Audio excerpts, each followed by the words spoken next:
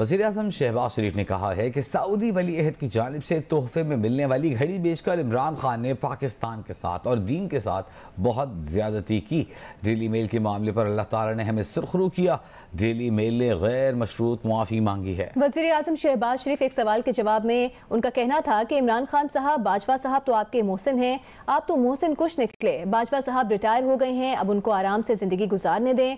वज़ीर-ए-आज़म ने कहा कि नए आर्मी चीफ इदारे को मजबूत करेंगे। नए सिपा सालार प्रोफेशनल सोल्जर हैं, अपने दायरे में रहते हुए मुल्क की भरपूर खिदमत करेंगे। शहबाज शरीफ का मजीद कहना था कि ऐवान सदर में वज़ीर खजाना की सदर से मुलाकात उनकी इजाज़त से हुई। मुल्क की बका खुशहाली के लिए एक क्या 100 कदम बढ़ा सकते हैं।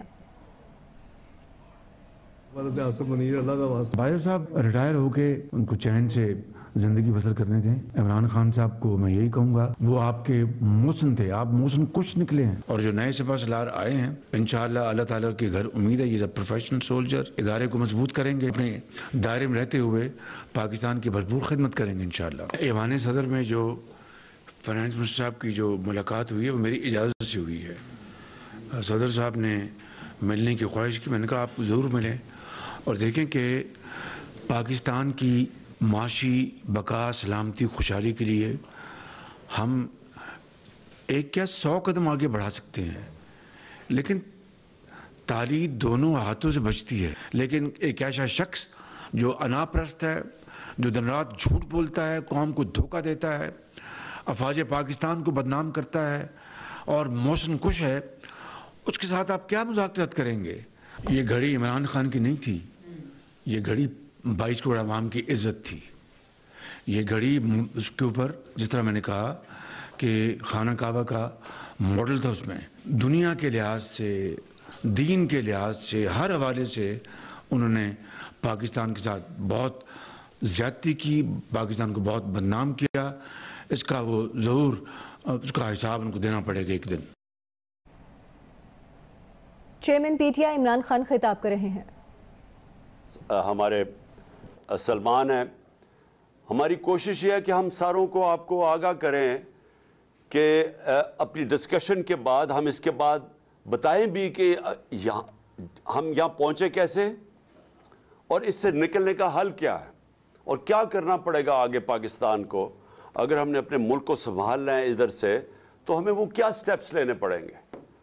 तो मैं आज सिर्फ अपनी कौम से मुखातिब नहीं, मैं अपने इदारों से मुखातिब हूं, क्योंकि अगर ये मुल्क खुदा ना खास्ता जिस ट्रैजेक्टरी पे, जिस तेजी से नीचे जा रहा है, इसके सारे कौम के ऊपर, सारे इदारों पे असरात होंगे। हमारे जितने भी जो नेशनल सिक्योरिटी के इदारे हैं, नेशनल सिक्योरिटी को तो अब हमने ही पॉलिसी बनाई थी कि नेशनल सिक्योरिटी की पॉलिसी का एक पहलू तो पाकिस्तान की मिलिट्री है, लेकिन उसका दूसरा पहलू पाकिस्तान की इकॉनमी है। तो ये हमने जब पॉलिसी बनाई थी, हमने मिसाल दी थी कि सोवियत यूनियन, उसकी फौज तो बहुत दुनिया की सबसे ताकतवर फौज थी, लेकिन जब वो माशी तौर पे जब वो नीचे गया तो आखिर में फौज ना बचा सकी उस सोवियत यूनियन को टूटने से। तो हम सबको ये खतरा है और हमारे नेशनल सिक्योरिटी के इदारे, जिसमें फौज बहुत बड़ा उसका एक कंपोनेंट है, उन सबको आज सोचना चाहिए कि आज हम खड़े किधर हैं। और मैं अपनी अदलिया को, क्योंकि हमारी अदलिया का भी एक बहुत बड़ा रोल है इस मुल्क के अंदर, उनको अपना रोल प्ले करना चाहिए, क्योंकि अगर वो भी, उनको भी उनकी जो अल्लाह ने उनको जिस मुकाम पे हमारे जजेस को बैठाया हुआ है, तो वो जवाब दे, तो वो भी होंगे कि खुदा ना खास्ता अगर ये मुल्क और इसी तेजी से नीचे चला गया। उसके अलावा बिजनेस कम्युनिटी है पाकिस्तान की। मुझे अभी तक हैरत है कि बिजनेस कम्युनिटी क्यों नहीं आवाज बुलंद कर रही, कि बिजनेस कम्युनिटी को नहीं नजर आ रहा कि मुल्क किधर जा रहा है। सबसे ज्यादा मुतासिर तो पाकिस्तान का इंडस्ट्रियलिस्ट है, पाकिस्तान का स्मॉल और मीडियम इंडस्ट्री है जो बिल्कुल ही क्रश होती जा रही है। आज पाकिस्तान का एक्सपोर्टर है, हमारी एक्सपोर्ट्स गिर रही हैं। वो भी पूछें कि पाकिस्तान से जो बाहर पाकिस्तानी बैठा है वो क्यों नहीं रेमिटेंसेस भेज रहा। हमारे दौर में पाकिस्तान की तारीख की रिकॉर्ड रेमिटेंसेस हुई थी, ہمارے دور میں پاکستان کی ایکسپورٹس ریکارڈ ہوئی تھی، ٹیکسٹائل ایکسپورٹس ریکارڈ ہوئی تھی، ہمارا جو ٹیکس کلیکشن تھا وہ ریکارڈ تھا، اور یہ سارا پاکستان کی اکنامک سروے کے اندر یہ سب چیزیں لکھی ہوئی ہیں۔ ہمارا کسان سب سے زیادہ خوشحال تھا، ہماری 2 سال 4 میجر فصلوں کے اندر بمپر کراپس تھی۔ سالوں کے بعد کتنا پیسہ کسانوں کے ہاتھ میں آیا تھا وہ ریفلیکٹ کرتا ہے، جتنے موٹر سائیکل خریدے گئے، جتنی گاڑیاں، جتنے ٹریکٹر خریدے گئے، تو وہ یہ جو ریکارڈ پہ پہنچے اس لیے کہ کسان کے ہاتھ میں پیسہ آیا تھا، فصلیں ہماری اوپر تھی۔ تو سارے کسانوں کو بھی میں آج ان سے بھی بات کر رہا ہوں، آپ کو بھی اپنی آواز بلند کرنی ہے۔ آپ پھر سے ہمارا انڈسٹریلسٹ لارج سکیل مینوفیکچرنگ جو پاکستان کی تھی، وہ کتنے سالوں کے بعد اس کی 10.7% اس کی گروتھ ریٹ ہوئی تھی۔ ہمارے آخری مہینے میں 27% انڈسٹریل گروتھ ہوئی تھی، جو آج 0 پہ آ گئی ہے۔ تو میں ان سب جتنے بھی ہمارے پاکستان کے ڈیفرنٹ شعبے ہیں، میں آج آپ ساروں کو کہہ رہا ہوں کہ اگر آپ آج اپنی آواز بلند نہیں کریں گے، جتنی تیزی سے ملک نیچے جا رہا ہے، آپ سب ذمہ دار ہوں گے اس تباہی کا۔ میں نے جو اپنی ٹیم کو بلایا ہوا ہے، ہمارا مقصد اب کیا ہے کہ اگر اللہ نے ہمیں حکومت دی تو ہمیں کیا کرنا پڑے گا، ہم کیسے ملک کو اس دلدل سے نکالیں گے۔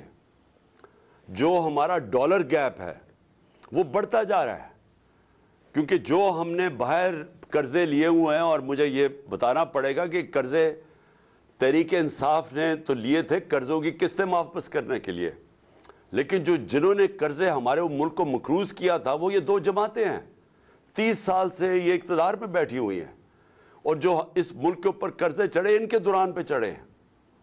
تو اب ایک طرف ہمیں قرضوں کی قسطیں دینی ہیں، ڈالرز میں قسطیں دینی ہیں، ہم نے کے جو کانٹریکٹس کیے ہوئے ہیں بجلی والے، بجلی جو ہم نے یہ پاور جنریشن پلانٹس بنائے ہیں، وہ سارا ڈالر میں پیمنٹ کرنی ہے، اور ڈالر کی قیمت بڑھتی جا رہی ہے، روپیہ گرتا جا رہا ہے، اور وہ گرتا جائے گا جب تک کہ ہمارے ملک میں زیادہ ڈالر نہ آنے شروع ہوئے۔ تو جب ریمیٹنس بھی گر رہی ہیں، اور ریمیٹنس اس لیے گر رہی ہیں کہ جو آفیشیل ریٹ ہے ڈالر کا اور جو مارکیٹ ریٹ ہے اس میں جب اتنا زیادہ فرق آ جائے، اور غالباً 10 روپے سے زیادہ فرق آ گیا، تو وہ جو باہر پاکستانی ہیں، جو ہمارے جو ورکرز ہیں، جو لیبر، وہ پھر ہنڈی کو استعمال کرے گی، تو جب بینکنگ چینل سے وہ پیسہ نہیں آئے گا تو ڈالر اور کم ہو جائے گا جو پاکستان میں ہے۔ تو ایکسپورٹس بھی گر رہی ہیں، وہ بھی گر رہے ہیں، انویسٹمنٹ آ نہیں رہی، باہر کسی کو اب اعتماد نہیں رہا پاکستان کی اکانومی کے اوپر۔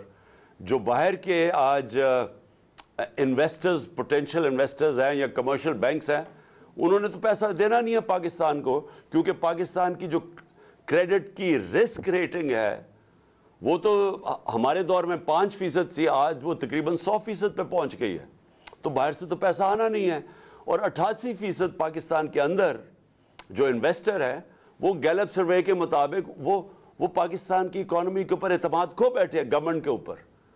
تو جب کسی نے پیسہ آنا ہی نہیں ہے، اکنامک ایکٹیویٹی بھی نہیں ہونی، قرضے بھی چڑھتے جا رہے ہیں، تو اس سے زیادہ خوفناک سیناریو میں نے تو کبھی پاکستان کے اندر نہیں دیکھا جو آج سامنے آ رہا ہے۔ اور سب کو پتہ ہے، جو بھی آج یہ دیکھ رہے ہیں پروگرام، سب کو پتہ ہے کہ اس کا حل ایک ہے، فری اینڈ فیئر الیکشنز۔ اس کے علاوہ اور کوئی دوسرا حل ہی نہیں۔ جو مجھے آج بتا دے کہ اس کے علاوہ اس کا حل کیا ہے، مجھے ایک آدمی بتا دے اس کا حل کیا ہے۔